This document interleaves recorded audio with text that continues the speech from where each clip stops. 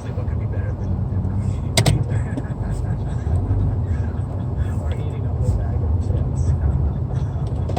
Especially with how you feel afterwards. Yeah. Okay, so talk about the bigger better.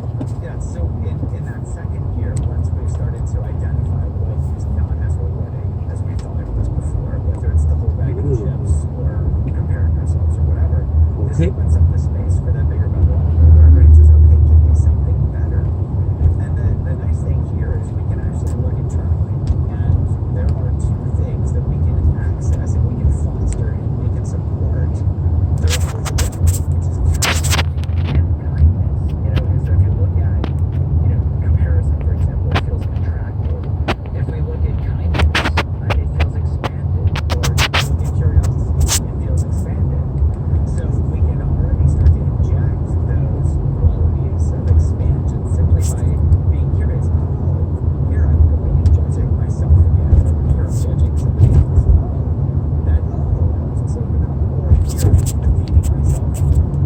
I'm being unkind to myself. What's it feel like to just give myself a tiny little bit of kindness? Oh, it feels better. To our brains, it's a no-brainer. So it's about bringing awareness in and then reflecting on times when we've been kind or really been curious as a way to jumpstart the process. How easy is it for people to change their thinking, given the fact that they may have been doing this as I have? So here it really depends on how quickly we see how unrewarding the old habit is and how rewarding the new habit is, which also makes sense. Our brains are very plastic. They have to be able to adapt to their environment quickly, to their changing environment very quickly. But even 10 or 15 times takes commitment. It can. And the more we see how unrewarding our old habits are, the more motivated we'll be to start paying attention more and more. As you and I both know, psychiatrists and family doctors prescribe lots of anti-anxiety medications and antidepressants. How helpful or harmful are they to what you're trying to accomplish here? That's a great question. That's what I learned in medical school and residency was, prescribe these medications. If you look at there's this number called number needed to treat, which gives us a kind of a guideline for how effective a treatment is. For the best anti-anxiety medications, that number needed to treat is 5.15, meaning I need to treat 5 patients before one person shows a significant reduction in symptoms. So it's about a 20% hit rate. And the problem is, on top of that, I don't know which of my patients is going to benefit. I'm kind of playing the medication lottery there. How about your methods? What's the number needed to treat for them? Well, we developed this unwinding anxiety app so that we could study it. And we found, when we did a study with anxious physicians, we got a 57% reduction in anxiety.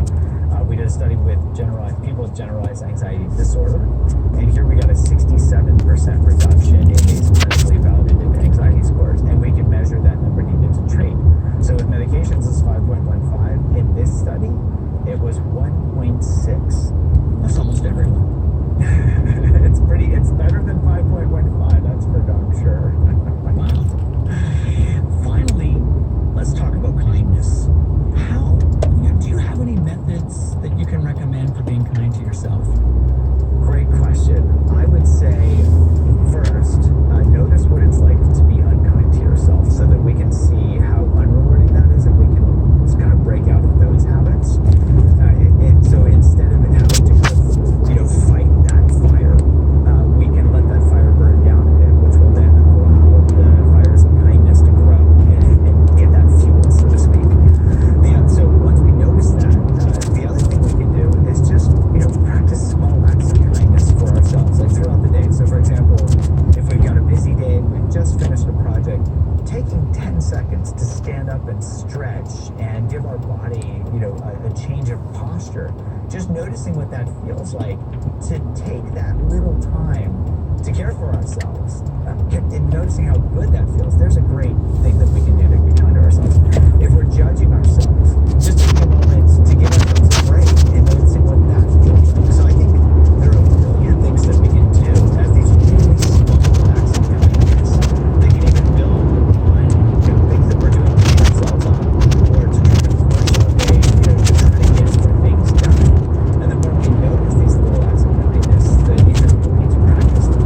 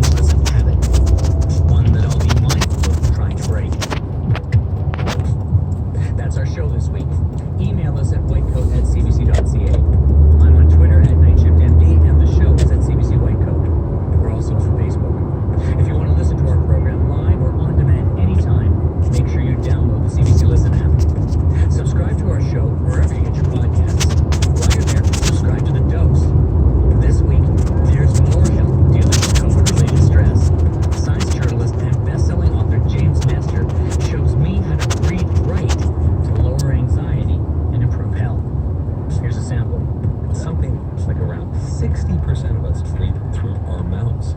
So when you breathe through your mouth, you're exposing your lungs to everything in the environment. If you live in a city like I do, that means dust, pollution, a whole bunch of other stuff you don't want directly into your lungs. Our noses are our first line defense, and so few of us tend to use them today. That's This Week on The Dose. White Coat Black Art was produced this week by Willow Smith and Jeff Goods, with help from Amina Zoffer and Rachel Sanders, the newest members of our small yet mighty team. Our digital producer is Ruby Buiza, and our senior producer is Jeff Goods. Technical support was by Billy Heaton. That's medicine from my side of the gurney. I'm Brian Goldman. We're in this together. See you next week.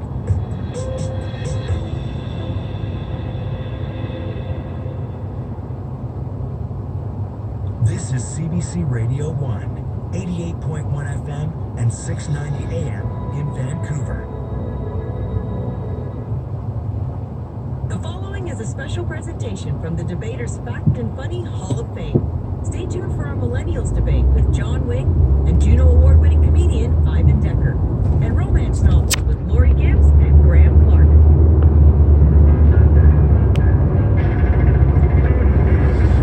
Canada, we're ready to go with the train. From Saskatoon, Saskatchewan, it's the Debaters!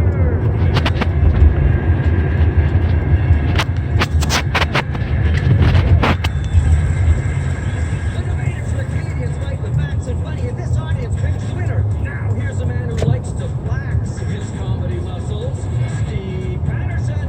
Hey! Hello, Canada! And welcome back to the Debaters. Wonderful, as always, to be here in Saskatoon. Saskatoon,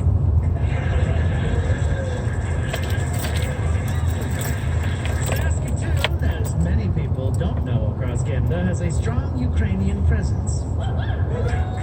There they are. Those are the strong Ukrainians. There's only 5 of them, but they're incredibly strong.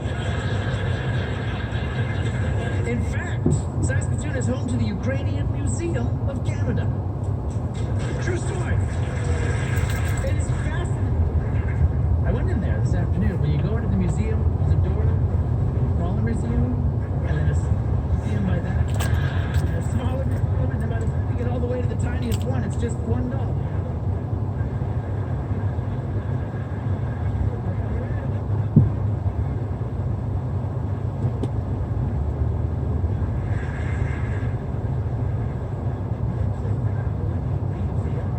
John Wing! John Wing!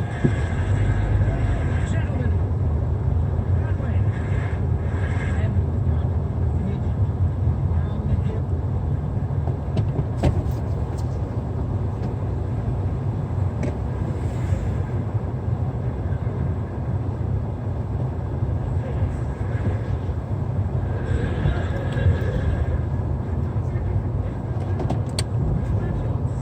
Are we in trouble?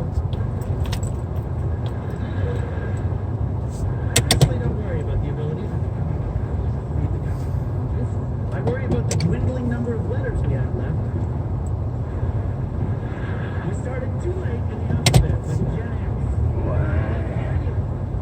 Y, born between the early 1980s and 2000. 1-year-old daughter will be Generation